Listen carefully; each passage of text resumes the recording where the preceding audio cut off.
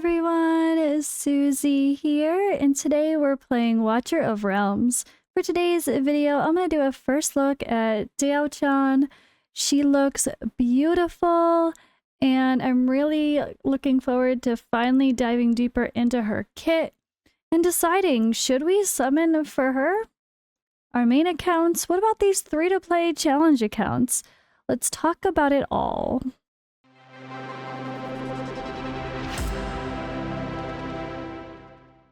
All right, and there really is a lot of story with this beautiful lady, with real history, with culture references that are legit, right? Really cool stories that I've seen so far already, just the little hints of what's really going on with this character, and Li Bu as well. And there's a really deep story here. So I think the lore is going to be extra special to uncover. And look at her double forms. Oh my god, I love that. What? I thought that was a skin. Oh my gosh, guys, I thought that was a skin. Look at her. I thought that was a skin. What's happening? She just changes? Can you tell it's my first time actually clicking her? Alright, just to be clear, we are on the test server as well.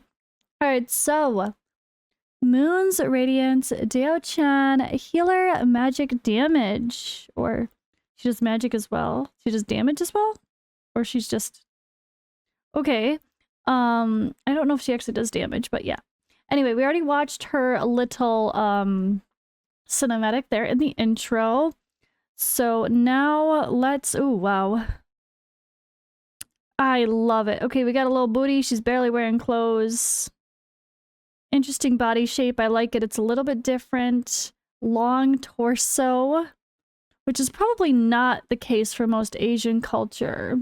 I really don't think they have super long torsos, unless maybe I'm wrong there, but I feel like maybe that's part of the appeal, though.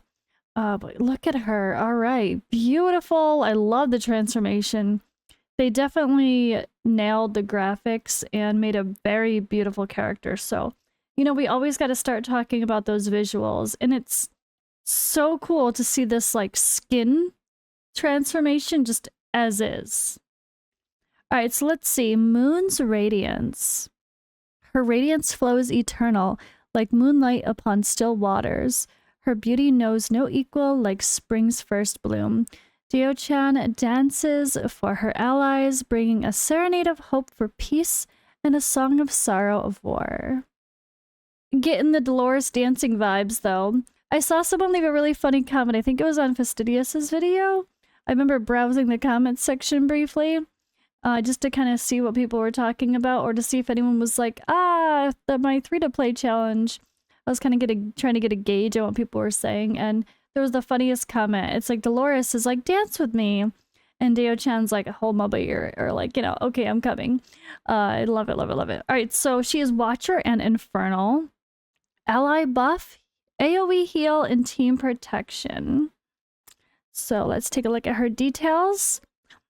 Great range, kind of like, I guess same range as Dolores. So it's interesting range, I should say. That can be good or bad. All right. 2500 attack. Pretty standard as far as HP and defense, I think, for give it a ground or not a tile unit healer.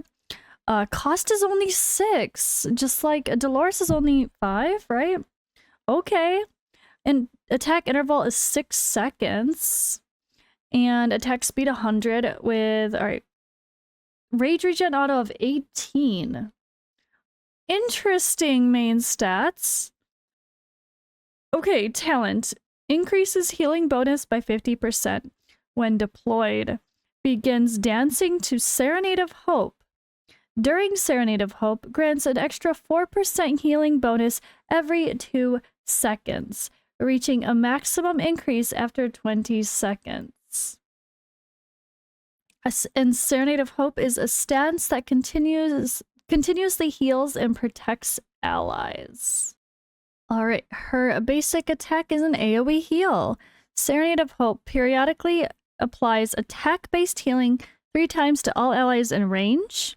Song of Sorrow grants 21% inspiration to all allies in range. Does she switch between the 2 forms with her ultimate?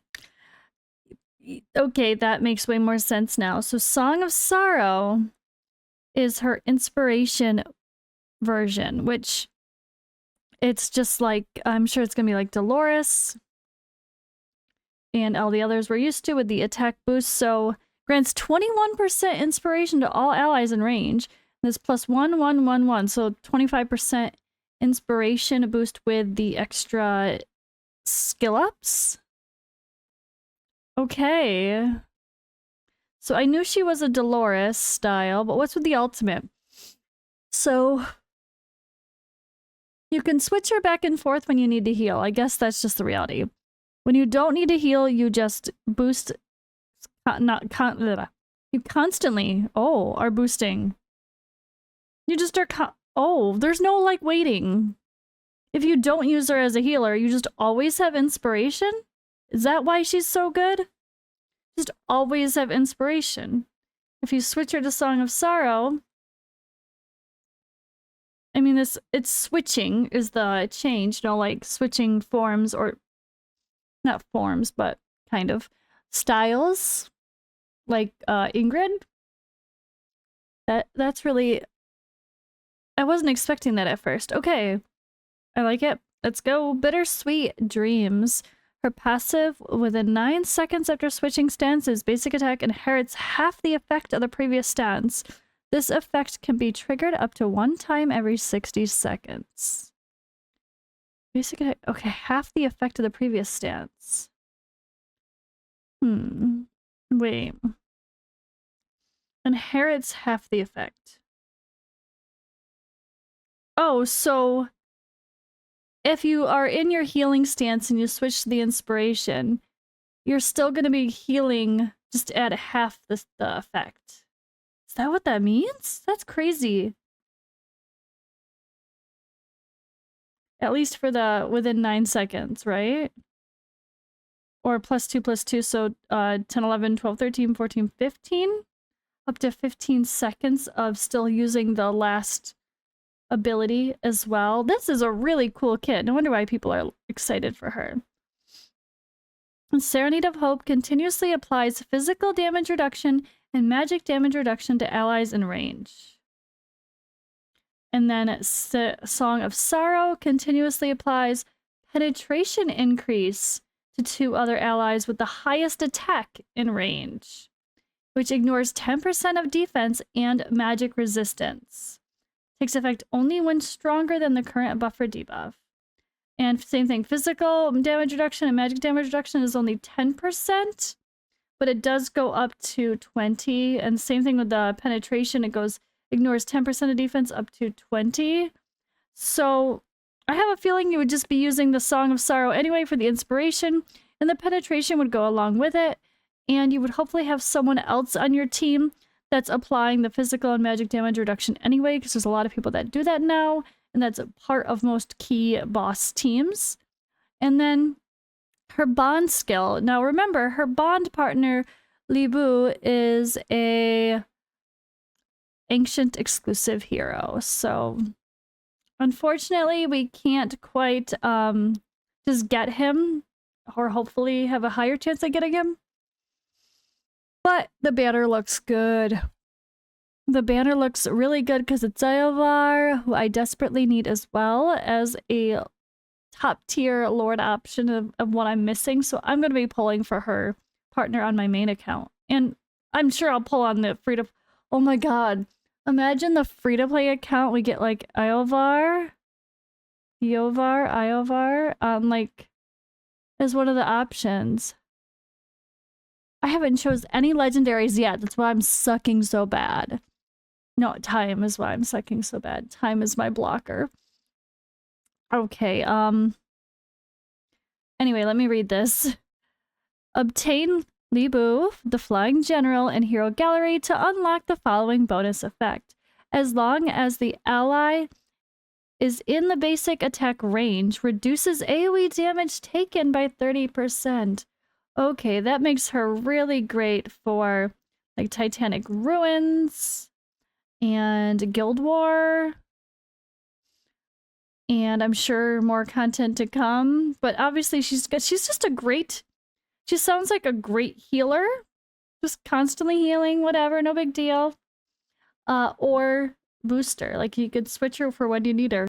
I like her kit, it's really good. I see why she's just like the better Dolores now, right? I think so. I definitely could say just by the quick read that I'm agreeing with that sentiment already. Which is, I mean, we need people to be better than Dolores. Like, Beelzebub has his insanely cool kit as well that technically makes him better than Dolores too. But if you already have Dolores on, like, the 3-to-play challenge, you wouldn't probably choose Beelzebub, but you might choose her. I think I'm still gonna pull for her. Why not? It's weird, it's quirky. And if I don't have enough to get her, maybe I'll get someone else along the way. I don't know what's gonna happen. We're gonna have to see, guys. Oh gosh, I hope I can stream this weekend for my 3-to-play challenge account. All right, sorry, sidetrack. On to the awakenings. Awaken 1, increased basic attack range. Attack plus 300 to awaken 2. Awaken 3. Let me click, or can I click this? There we go.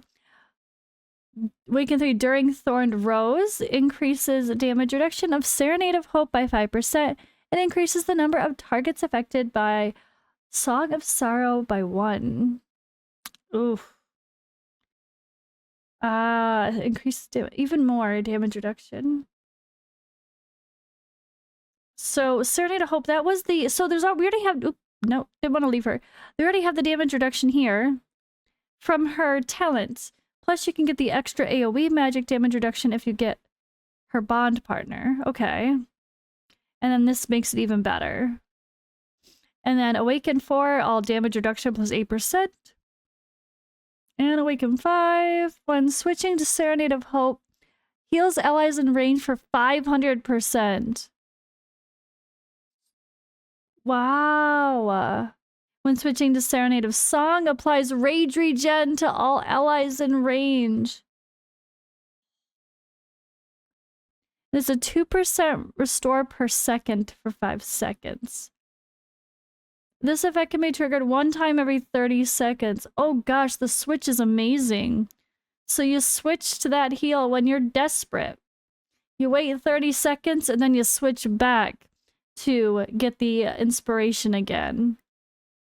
Yes. Yes, please. Can I have an Awaken 5 like yesterday? Oh, that sounds so good. But yeah, it's definitely solid awakenings, right? I don't know that the Awaken... Wait, increases basic attack range. Oh, she'll get like a Eileen range. Okay, she's another one we're gonna want some soul stones for. But my Sun Wukong is still waiting to be Awakened 3 as well. Oh god. Alright, well, I can definitely say if I had the resources, I would be pulling for multiple copies of her on my main account. She sounds fantastic for support. Absolutely fantastic. Almost everywhere, right? I can't think of anywhere she'd be bad. Only if you don't need a healer, but you almost always want a booster. Alright, I love it. I really love it. Okay, let's go on to her lore. The Crescent Veil. I fought for glory, but I bled for her. Libu. If the moon gave up its seat of grace to walk among us, forcing the stars to fend for themselves in the dark, one glance from her would return it to the night sky for fear of comparison. For in truth, no celestial body nor cosmic wonder might ever rival the beauty of Diaochan, in this life or the next. Appropriately, she is known to many as the moon's radiance, and like the moon in its crescent state, Diaochan has concealed much of herself from mortal view. Hailing from far east, a land whose customs are alien to those of Taya's, she was sent to these shores by the Esoteria Order on a matter of grave importance, to ensure the death of one known as Dongchua, a ghastly figure of tyranny seeking to carve out a swath of sovereignty far from his homeland. Her weapon was no blade or bow, but most dangerous art she had mastered, seduction in its most refined, unrelenting form. Though promised to Dong Zhuo as a token of feigned loyalty, another would fall victim to her intoxicating gaze, one whose ambition and jealousy she would twist and weaponize against her betrothed.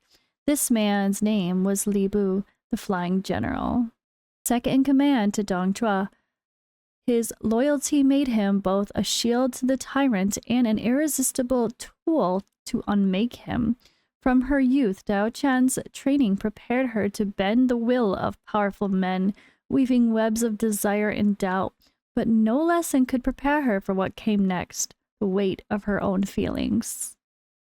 It began with fleeting glances exchanged too long to be innocent.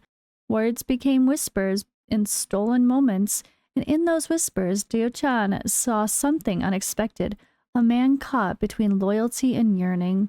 The more she pulled on the strings of Li Bu's ambition, the more her heart betrayed her purpose. He was not the monster she'd been taught to despise, and yet she knew the path she had set for him would only lead to ruin. Whispers of rebellion began to spread, but so too did the malevolent influence of Dong Zhuo's chaos mask. Diaochan watched as the power she sought to destroy began to corrupt the very man she came to care for. In time, the chaos began to twist them all. Dong Zhuo's madness grew, and Li Bu's ambition burned brighter, threatening to consume him. When Dong Zhuo's suspicions ignited into fury, the stage was set. Diaochan, her heart heavy with the weight of love and duty, steeled herself for the storm to come.